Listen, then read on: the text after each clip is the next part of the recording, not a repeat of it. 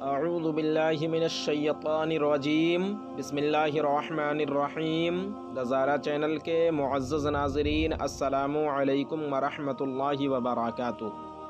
ناظرین محترم، آج کی ویڈیو میں ہم آپ کو بتائیں گے کہ کیا جس گھر میں کسی کا انتقال ہو جائے تو کیا اس گھر میں روٹی پکانا منع ہے، اور یہ بھی بتائیں گے کہ میت کے بدن کے بال یا ناخن کاٹنا اور میت کو کنگھی کرنا کیسا ہے، اور یہ بھی بتائیں گے کہ دودھ پیتے بچے کا پیشاب ناپاک ہے یا پاک، اور دنیا کی عمر کتنی ہے، اور مسلمان کتنے دنوں تک جہنم میں رہیں گے۔ تو ویڈیو میں آخر تک بنے رہیں۔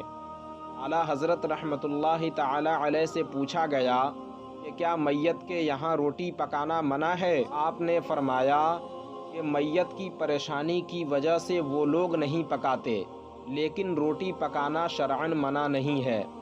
سنت یہ ہے کہ جس کے گھر میں میت ہو جائے تو اس دن اس کے گھر والوں کے لیے کھانا بھیجا جائے اور انہیں اصرار یعنی زور دے کر کھلایا جائے۔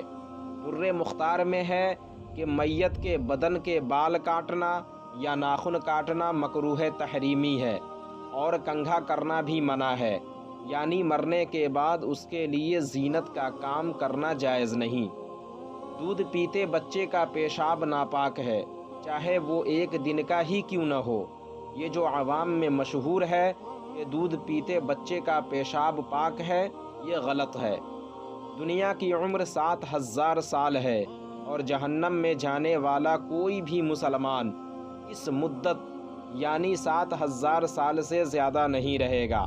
اعلیٰ حضرت رحمۃ اللہ تعالی علیہ ایک سوال کے جواب میں ارشاد فرماتے ہیں کہ عذر شرعی کے بغیر نماز میں اتنی تاخیر کرنا کہ وقت چلا جائے اور قضا کرنی پڑے، حرام، فسق اور گناہ کبیرہ ہے۔ اس کو عذاب دینا یا بخش دینا اللہ تعالی کے ذمے ہے، اور کوئی مسلمان دوزخ میں دنیا کی عمر یعنی 7000 سال سے زیادہ نہ رہے گا۔ تو ناظرین، آج کی ویڈیو میں بس اتنا ہی۔ امید کرتا ہوں آپ کو ہماری یہ ویڈیو پسند آئی ہوگی۔ ویڈیو پسند آنے کی صورت میں ویڈیو کو لائک اور شیئر کریں، اور اسی طرح کی مزید اسلامک ویڈیو دیکھنے کے لیے چینل کو ضرور سبسکرائب کریں۔ پھر انشاءاللہ کسی دوسری ویڈیو میں ہماری ملاقات ہوگی۔ جب تک کے لیے اللہ حافظ۔